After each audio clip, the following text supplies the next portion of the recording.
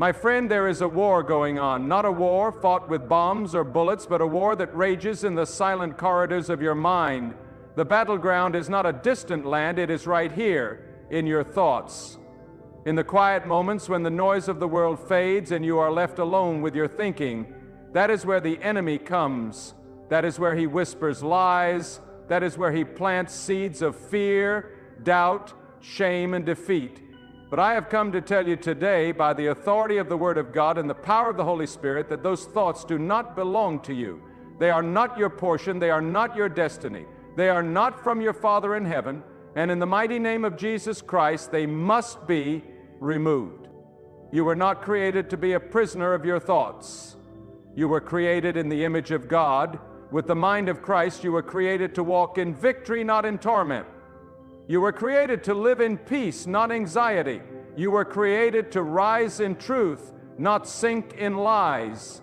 But many of you, under the sound of my voice, have been living beneath your calling, beneath your authority, beneath your inheritance, because you have allowed negative thoughts to build strongholds in your mind. You have believed the whispers of the enemy more than the promises of your Creator.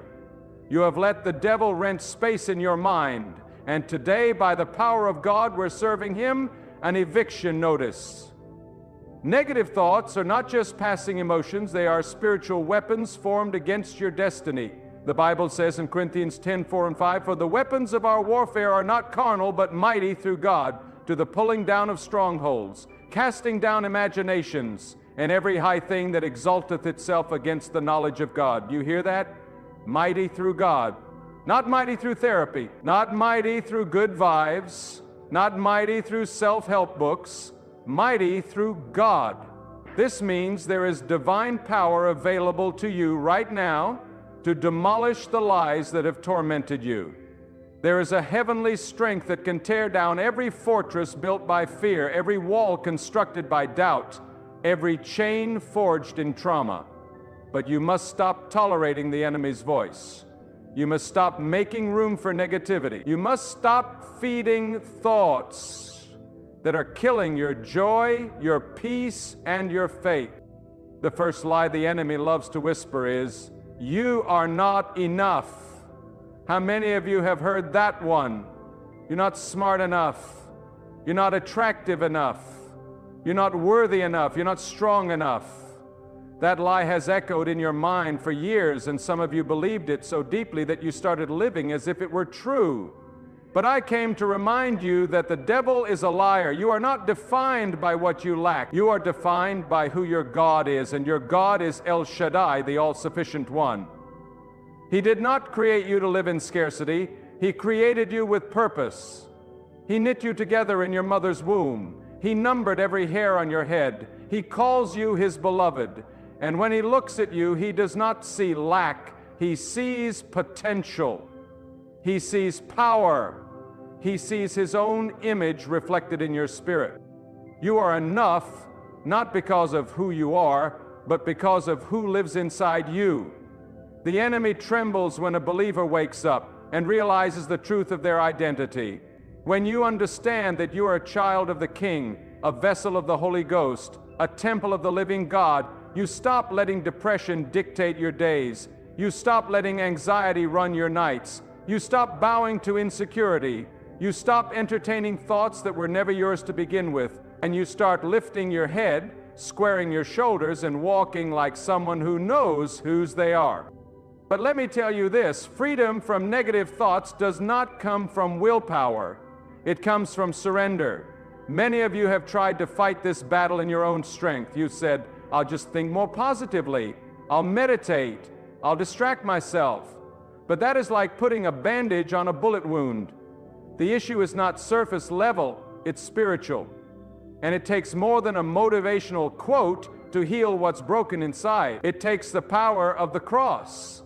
It takes the washing of the Word. It takes the fire of the Holy Spirit.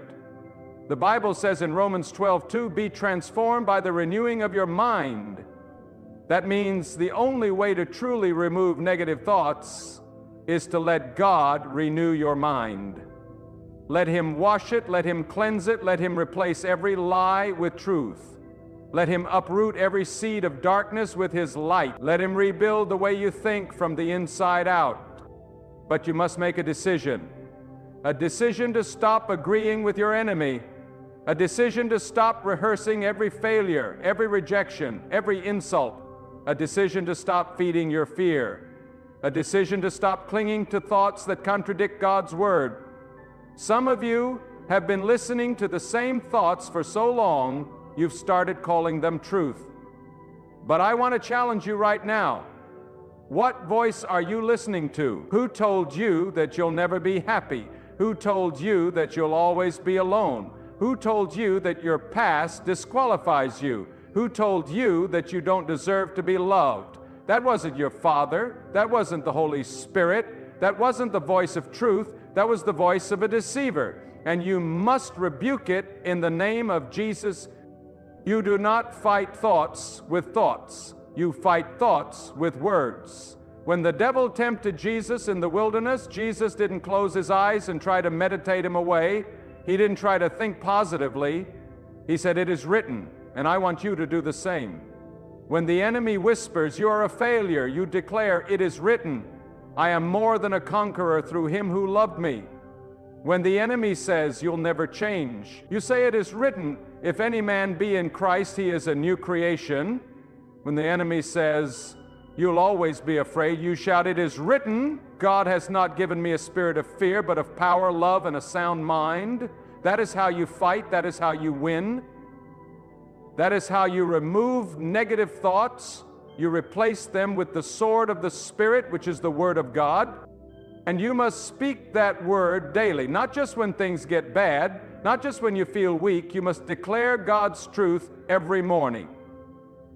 You must fill your mouth with the promises of God before the enemy has a chance to fill your mind with lies. You must build a routine of righteousness. You must create an atmosphere where the devil cannot thrive. That means worship in your home. That means scripture on your tongue. That means praise in your mouth. That means shutting the door on every voice that doesn't sound like your father. If the music you listen to keeps you depressed, cut it off. If the people you follow online keep you insecure, unfollow them. If the people around you keep speaking death over your life, walk away. You must be ruthless when it comes to your thought life, because the enemy doesn't just want to discourage you, he wants to destroy you. He doesn't just want you to feel bad, he wants you to give up. But you're not going to give up. You are not going to break down. You are not going to lose your mind, because there is a greater one who lives in you. And He has given you everything you need to win this battle. You must understand, child of God, your thoughts shape your destiny. What you dwell on becomes what you believe, and what you believe becomes how you live. That's why Satan attacks your thoughts, because he knows if he can poison your thinking, he can hijack your future. But today you are drawing a line in the sand. Today you are reclaiming your mind. Today you are taking every thought captive and making it obedient to Christ. Today you are rising above the noise of the enemy and tuning your ears to the voice of the Holy Spirit. And His voice speaks peace. His voice speaks truth. His voice speaks love. His voice speaks power. His voice will never shame you. His voice will never torment you. His voice will never accuse you. That is the voice of the accuser, and he has already been defeated. When Jesus died on the cross and rose from the grave, He didn't just conquer death, He conquered every lie. He conquered every fear. He conquered every strong, and now by His Spirit you have that same victory. So, stop agreeing with your enemy. Stop repeating the devil's narrative. Stop giving negativity a seat at the table. You are not a slave to your thoughts.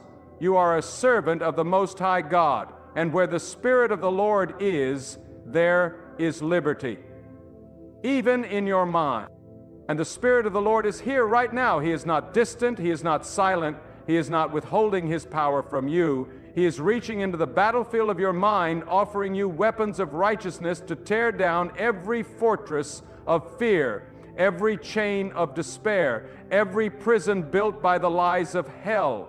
But you must stretch out your hand. You must grab hold of His promises with all your strength. You must refuse to let go until your mind is flooded with light and truth.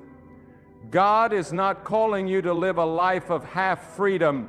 He is calling you to total victory, total deliverance, total transformation. There are some of you who have accepted your negative thoughts as normal.